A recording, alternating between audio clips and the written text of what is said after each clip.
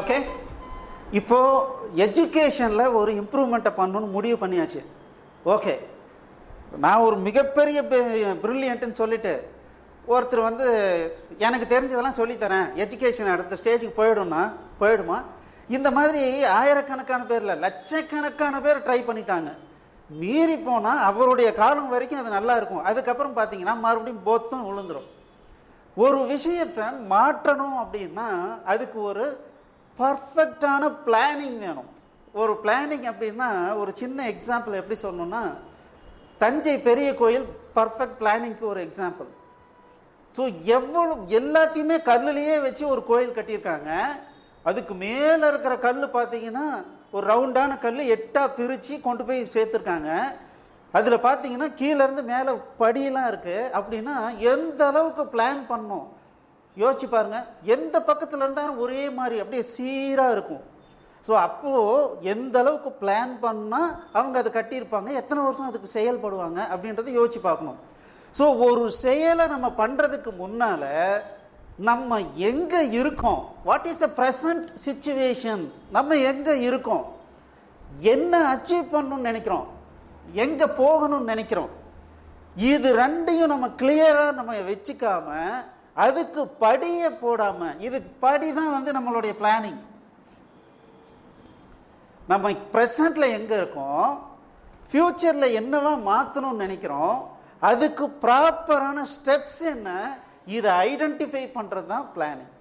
இந்த பிளானிங் இல்லாமல் நான் மாற்றுறேன் அப்படின்னு சொல்லிட்டு யாராலையும் மாற்ற முடியாது.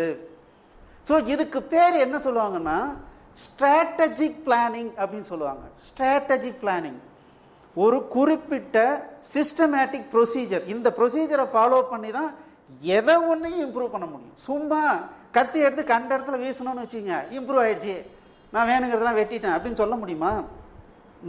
No chance at all. ஒரு சிஸ்டமேட்டிக் ப்ரொசீஜர் வேணும். ஸோ நம்ம என்ன பண்ணியிருக்கோம் அப்படின்னா, ஏற்கனவே கரண்ட் எஜுகேஷன் சிஸ்டம் என்ன பண்ணுது, அதில் வந்து என்னென்ன விஷயங்கள் இருக்குங்கிறத அனலைஸ் பண்ணியிருக்கோம். நான் ஏற்கனவே சொன்னேன், சீஸ் ஒரு டீம் இருக்கு, கலெக்டிவாக international enterprise education standard team ஒன்று இருக்குது. அந்த டீம் ஸ்ட்ராட்டஜிக் பிளானிங்கை வந்து இம்ப்ளிமெண்ட் பண்ணியிருக்காங்க. ஸோ அதில் ஃபஸ்ட்டு ஸ்டெப்பே என்ன அப்படின்னா, கரண்ட்லி எங்கே இருக்கும் அதை நம்ம தெரிஞ்சுக்கணும். அந்த கரண்ட்லி எங்கே இருக்கும்னு தெரிஞ்சுக்கணும் அப்படின்னா ஒரு அனாலிசிஸ் நம்ம பண்ணணும். அது என்ன அனாலிசிஸ்னா ஸ்வாட் அனாலிசிஸ்ன்னு சொல்லுவாங்க. ஸ்வாட் அனாலிசிஸ் அப்படின்னா strength, weakness, opportunities and threads. Strength அப்படின்னா இப்போ இருக்கிற எஜுகேஷன் சிஸ்டத்தில் என்ன ஸ்ட்ரென்த் இருக்குது, என்ன பலம் என்ன, அதில் இருக்கிற குறைபாடுகள் என்ன, வீக்னஸ் என்ன, பலமின்மை என்னென்ன இருக்குது, வீக்னஸ், ஆப்பர்ச்சுனிட்டிஸ், இப்போ இருக்கிற ஸ்டூடெண்ட்ஸுக்கு என்ன ஆப்பர்ச்சுனிட்டிஸ் இருக்குது, இப்போ இருக்கிற ஸ்டூடெண்ட்ஸுக்கு என்ன பயமுறுத்தல் அச்சுறுத்தலாக எந்தெந்த விஷயங்கள் இருக்குது, அதுதான் ஸ்வாட் அனாலிசிஸ் அப்படின்னு சொல்லுவாங்க. இப்போ இருக்கிற சிஸ்டத்தில் இப்படியே போனால் என்ன தாண்டா உங்களுக்கு பிரச்சனை அப்படின்னு எல்லாருக்கும் ஒரு கேள்வி வரும்ல. ஏன் வந்து இதை இம்ப்ரூவ் பண்ணோம் அப்படின்னு சொல்லிகிட்டே இருக்கீங்க அப்படின்னா, முதல்ல இதை நாளையும் நம்ம தெரிஞ்சுக்கிட்டோம்னா தான் என்ன இம்ப்ரூவ் பண்ணணும் அப்படிங்கிறத நம்மளால் ஐடென்டிஃபை பண்ண முடியும்.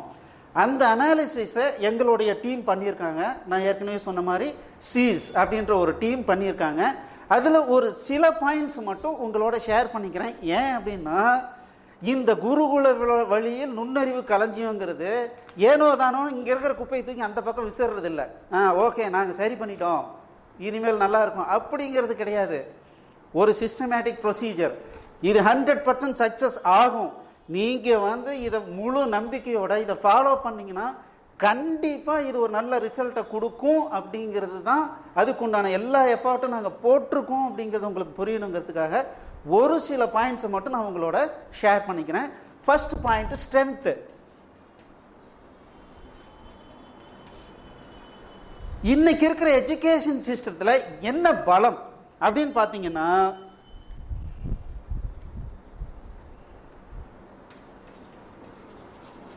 Good environment.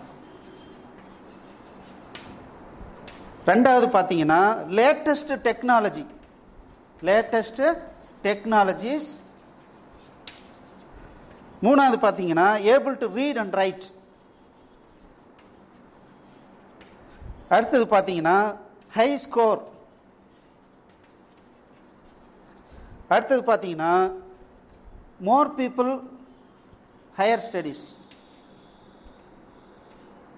Goes to higher studies. இது இப்போ இருக்கிற எஜுகேஷன் சிஸ்டத்தில் இருக்கிற, நாங்கள் நிறைய பாயிண்ட் அனலைஸ் பண்ணியிருக்கோம். ஸோ இப்போ இருக்கிற எஜுகேஷன் சிஸ்டம் நிச்சயமாக ஒரு பெஸ்ட்டான எஜுகேஷன் சிஸ்டம் தான், அதில் எந்த விதமான மாற்றமும் கிடையாது. ஒன்றில் ஒரு ஜஸ்ட் ஒரு 50 இயர்ஸுக்கு முன்னால் இருந்த எஜுகேஷன் சிஸ்டத்தில் விட இன்றைக்கி எவ்வளவோ இம்ப்ரூவ் ஆகிட்டோம். பயங்கரமான இம்ப்ரூவ்மெண்ட் இருக்குது. ஒரு பையனுக்கு ஈஸியாக வந்து நாலேஜை நம்மளால் கொடுக்க முடியுது. அதுக்கு நிறைய விஷயங்கள் ஹெல்ப்ஃபுல்லாக இருக்குது. அதில் சில பாயிண்ட்டை மட்டும் நான் போட்டிருக்கேன். ஃபஸ்ட்டு பாயிண்ட்டு பார்த்தீங்கன்னா, நம்மலாம் வந்து ஆத்தோரமாக உக்காந்து ஆற்று மணலெல்லாம் எழுதி பழகியிருக்காங்க, மரத்தடியில் உக்காந்து எழுதி பழகியிருக்காங்க, மழை வந்தால் ஓடி எங்கேயாவது ஒழிஞ்சிக்குவாங்க. இந்த மாதிரிலாம் இருந்ததெல்லாம் போய் இன்றைக்கி அட்டகாசமான படிக்கிற என்விரான்மெண்ட்டை உருவாக்கி கொடுத்துருக்காங்க. இப்போ கவர்மெண்ட் ஸ்கூல் தான் மோசம் தாங்க, பட் இப்போ கவர்மெண்ட் ஸ்கூல்லையும் நிறைய இம்ப்ரூவ்மெண்ட் நடந்துக்கிட்டே இருக்குது. உண்மையாலுமே அது ஒரு நல்ல விஷயம். ப்ரைவேட் ஸ்கூல்ஸில் சொல்லவே வேண்டாம். பசங்களுடைய அந்த ஸ்டடி என்விரான்மெண்ட்டை ஒரு சூப்பரான ஒரு பொசிஷன், 5 ஸ்டார் ஹோட்டலில் போய் படிக்கிறதும் நம்ம ஸ்கூலில் போய் படிக்கிறதும் ஒன்று தான். அந்த அளவுக்கு ரிச்சான என்விரான்மெண்ட்டு இருக்குது. அந்த அளவுக்கு நம்மளும் பே பண்ணுறோம், அது டிஃப்ரெண்ட் ஸ்டோரி. ஸோ நல்ல என்விரான்மெண்ட் இன்றைக்கி இருக்கிற பசங்களுக்கு கிடைக்குது, ஸ்கூல்ஸ் உருவாக்கி கொடுக்குறாங்க. ரெண்டாவது லேட்டஸ்ட் டெக்னாலஜிஸ். இன்றைக்கி வந்து ஏகப்பட்ட டெக்னாலஜிஸ் வந்துருச்சு. ஸோ அந்த டெக்னாலஜிஸ்லாம் வச்சுக்கிட்டு நிறைய விஷயங்களை ஈஸியாக வந்து கற்றுக்க முடியும். ஒன்றும் இல்லை, ஒரு காலத்தில் தெர்மாமீட்டர்னால் நாங்களாம் வந்து பார்த்ததே கிடையாது. 10வது வந்த வாட்டி கூட லேபில் எப்போவாவது கூட்டிகிட்டு போய் தெர்மாமீட்டர் காட்டுவாங்க. இன்றைக்கி அப்படி கிடையாது. இன்றைக்கி போயிட்டு கடையில் போயிட்டு அதுக்குன்னே சில கடைகள்லாம் வந்துருச்சு, சயின்டிஃபிக்கல் ஷாப் இல்லை ப்ராஜெக்ட் ஷாப் அப்படின்னு சொல்லிட்டு கிரியேட் பண்ணிட்டாங்க. நம்ம போனோம்னா ஒரு 100 ரூபாய் எடுத்துகிட்டு போனோம்னா 4 பொருள் வாங்கிட்டு வரலாம். அந்த 4 பொருளை எடுத்து அனலைஸ் பண்ணால் நிறைய விஷயங்களை கற்றுக்கலாம். ஒவ்வொரு ஸ்கூல்லையும் பார்த்தீங்கன்னா ப்ரொஜெக்டர் இருக்குது, கம்ப்யூட்டர் இருக்குது, விஷுவல் எய்டு யூஸ் பண்ணி ட்ரைனிங் இருக்குது. இந்த மாதிரி நிறைய விஷயங்கள், ஹை டெக்னாலஜியை நம்ம யூஸ் பண்ணுறதுக்கு இன்றைக்கி இருக்கிற எஜுகேஷன் சிஸ்டத்துக்கு ஒரு நல்ல வாய்ப்பு இருக்குது. ஸோ அதனால் இந்த பசங்களுக்கு புரியாத விஷயங்களை கூட ஈஸியாக புரிய வைக்கிறதுக்கு நம்மளால் முடியுது. இது ஒரு நல்ல ஒரு விஷயந்தான். அடுத்தது பார்த்திங்கன்னா, ஒவ்வொரு மாணவனும் குறைஞ்சபட்சம் எழுத படிக்க தெரிஞ்சுக்கிறான், ஏதாவது ஒரு லாங்குவேஜ். இப்போ பார்த்திங்கன்னா தமிழ்நாட்டில் இருக்கிற பசங்க தமிழ் எழுதுறதுக்கு கஷ்டப்படுறாங்க, படிக்கிறதுக்கு கஷ்டப்படுறாங்க, ஆனால் இங்கிலீஷாவது எழுத படிக்க கற்றுக்குறாங்க. ஸோ அப்போது ஏதோ ஒரு லாங்குவேஜை எழுத படிக்க கற்றுக்குறான். அவனுடைய ஐடியாவை எக்ஸ்பிரஸ் பண்ணுறதுக்கு ஒரு லாங்குவேஜ் வேணும், அது ஏதோ ஒரு லாங்குவேஜ். ஸோ அது இப்போ ஈஸியாக பண்ணிட முடியுது, பண்ணிடுறாங்க, சக்ஸஸ் பண்ணி காட்டியிருக்காங்க.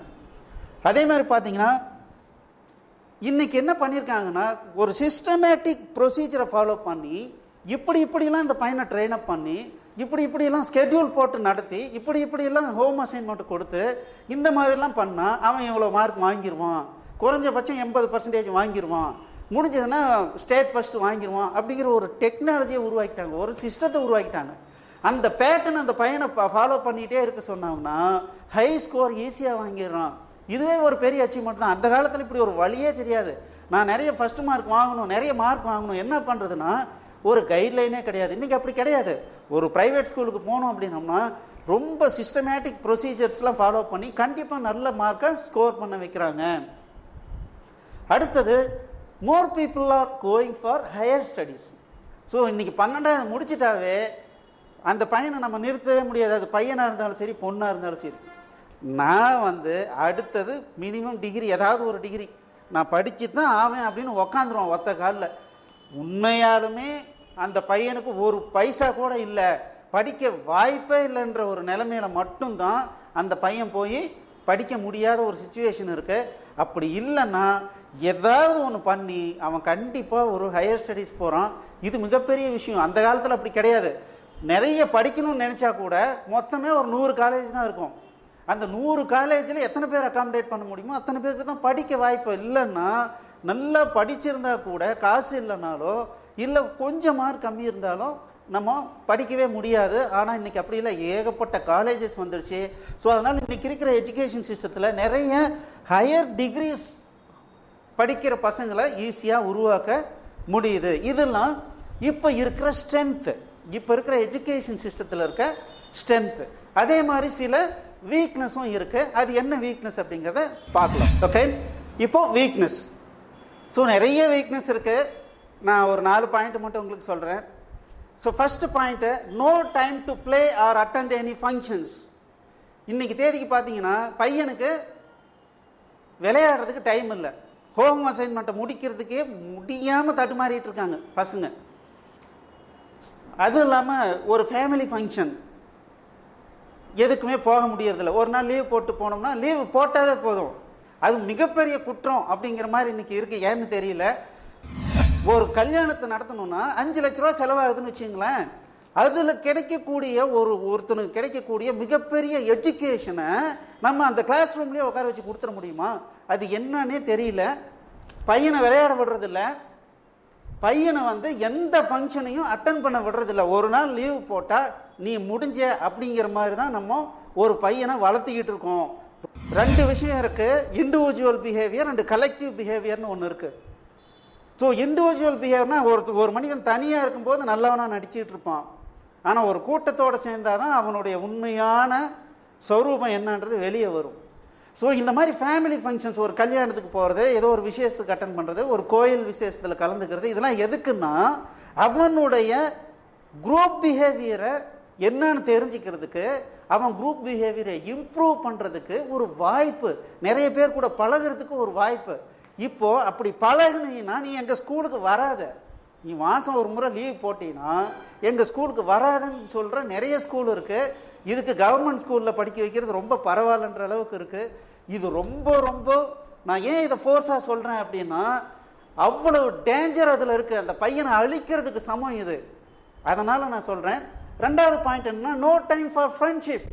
இன்னைக்கு ஸ்கூலுக்கு போனால் அந்த பையன் வரும்போதே போராக வரான்.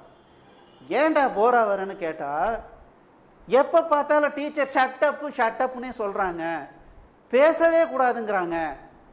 அப்போது பேசவே இல்லைன்னா அந்த ஸ்கூலுக்கு போகிறதே வேஸ்ட்டு. நம்மளே வீட்டில் உட்கார வச்சு சொல்லி கொடுத்துடலாமே. அந்த பையன் அங்கே போய் நிறைய பேர் கூட பழகிறதுக்கு தான் அங்கே போகிறது. Group behaviour is very important. ஏன் இந்த சொசைட்டியில் ஒரு ஸ்கூலில் போய் ஏன் படிக்கணும்னு சொன்னாங்க? அந்த பையன் அங்கே போய் பேசணும். அதுக்கு அவங்களுக்கு டைம் கொடுக்கணும். பேசினாவே இவங்களுக்கு அலர்ஜி, சத்தம் வந்துச்சுன்னு வச்சுக்கோங்க, அலர்ஜி ஆகிடுறாங்க. இந்த அலர்ஜியில் என்ன பண்ணுறாங்க, ஷட்டப்னு சொல்லி அவன் லைஃபே ஷட்டப் பண்ணிடுறாங்க. ஸோ இதனால் என்ன ஆகுதுன்னா, அவனுக்கு ஃப்ரெண்ட்ஷிப் இல்லை, அவனுக்கு ஒரு பிரச்சனை அப்படின்னா யாருக்கிட்டையும் சொல்கிறதுக்கு வழி இல்லை. இப்போ பாருங்கள், படித்தவங்க ஸ்ட்ரெஸ் அதிகமாக இருக்குது, நோய் அதிகமாக இருக்குது. ஏன்? ஷேரிங்க்கு யாருமே இல்லை. இப்படி ஒரு சுச்சுவேஷன் தான் போயிட்டுருக்கு. அடுத்தது பார்த்தீங்கன்னா, எல்லாமே நீ படிச்சின்னா வேலை கிடைக்கும், வேலை கிடைக்கலன்னா என்னன்றதை பற்றி யாரும் பேசுகிறதே கிடையாது. படித்தா வேலை கிடைக்கும். ஏன் இவனுக்கு ஏன் வேலை கிடைக்கல? அவன் நல்லா படிக்கல. ரொம்ப சிம்பிள் லாஜிக், ரொம்ப ரொம்ப சிம்பிள். எவன்லாம் வேலை கிடைச்சிருச்சோ அவனும் நல்லா படிச்சுட்டான்னு அர்த்தமா. Not entrepreneurship. டே, நீ உனக்கு படிப்பு வரலன்னா நீ முதலாளிடா அப்படின்னு தட்டி கொடுத்து அவனை முதலாளி ஆக்குற எந்த ஒரு விஷயத்தையும் நம்ம சொல்லி கொடுக்க தெரியாது, பண்ணுறதும் கிடையாது. This is very very important. No intelligence. ஒரே விஷயத்தை டெய்லி எழுதி எழுதி எழுதி எழுதி பார்த்தா தூங்கிட்டே எழுதணும். பாருங்கள், நைட்டு 10:30 மணிக்கு கூட உட்காந்து பாருங்கள், அந்த பசங்களாம் தூங்கிக்கிட்டே எழுதுவான். அப்படின்னா என்ன அர்த்தம்? எழுதுறான். அதுக்கு என்னன்னு அர்த்தம் புரியல, அதனுடைய முக்கியத்துவம் என்னன்னு தெரியல, இதயத்துக்கு போகலை, சும்மா எழுதுறான். இதனால் என்ன ஆகுது, இது எனக்கு தெரியும். டே, உனக்கு கம்ப்யூட்டர் பற்றி தெரியுமா? தெரியும். சயின்ஸ் பற்றி தெரியுமா? தெரியும். இங்கே சயின்ஸில் இதுன்னா இது என்ன பண்ணுறது சொல்லுப்பா அப்படின்னு சொல்லுங்கள், அது தெரியாது. அந்த மாதிரி ஆகிப்போச்சு. ஸோ இன்டெலிஜென்ஸ் அப்படிங்கிறது எழுதிக்கிட்டே இருக்கிறது இன்டெலிஜென்ஸ் கிடையாது. ஆனால் இப்போ நிறைய எழுதிக்கிட்டே இருக்காங்க. ஓகே, அடுத்ததா என்னென்ன ஆப்பர்ச்சுனிட்டிஸ், என்னென்ன நமக்கு வாய்ப்புகள் இருக்குது. ஸோ இன்றைக்கி பார்த்தீங்கன்னா குளோபலைசேஷன் அப்படின்னு ஆயிடுச்சு. குளோபலைசேஷன்னா எந்த நாட்டுக்காரங்க வேணாலும் எந்த நாட்டில் வேணாலும் போய் ஒரு பிஸ்னஸ் பண்ணலாம் அப்படிங்கிற ஒரு வாய்ப்பு இருக்குது. ஸோ இதனால் கொஞ்சம் நல்லா நம்ம திறமையோடு நம்ம படிச்சுக்கிட்டோம் அப்படின்னம்னா, உண்மையாலும் படித்தோம் அப்படின்னம்னா, நம்மளுடைய மாணவர்கள் எங்கே வேணாலும் போய் பொழைச்சிக்கலாம். நம்ம தாய்நாட்டிலேயே பொழைக்கணுன்ற அவசியம் இல்லை, பக்கத்து ஸ்டேட்டில் போய் பொழைக்கலாம், இல்லை இங்கேயே நல்லா பண்ணலாம், எங்கேனாலும் பண்ணலாம். வெளியே நாட்டுக்காரங்க இங்கே நிறைய கம்பெனிஸ் ஆரம்பிக்கிறாங்க. ஸோ அதெல்லாம் நமக்கு ஒரு மிகப்பெரிய பலம். ஸோ அப்போது இது குளோபலைசேஷன்னால நம்ம ஓரளவுக்கு நல்லா ப்ரிப்பேர் பண்ணிக்கிட்டோம்னா நம்மளை எங்கே வேணாலும் போய் ஜெயிச்சு காட்ட முடியும். அது ஒரு வாய்ப்பு இருக்குது. ரெண்டாவது பார்த்தீங்க அப்படின்னா கவர்மெண்ட் சப்போர்ட். கவர்மெண்ட்டுக்கு இப்போ நல்லா புரிஞ்சு போச்சு, இதுக்கு மேலே ஏற்கனவே இருக்கிற கம்பெனியவே நம்பி ஒன்றுமே பண்ண முடியாது, வேலை வாய்ப்பை உருவாக்கணும் அப்படிங்கிறது கவர்மெண்ட்டுக்கு புரிஞ்சு போச்சு.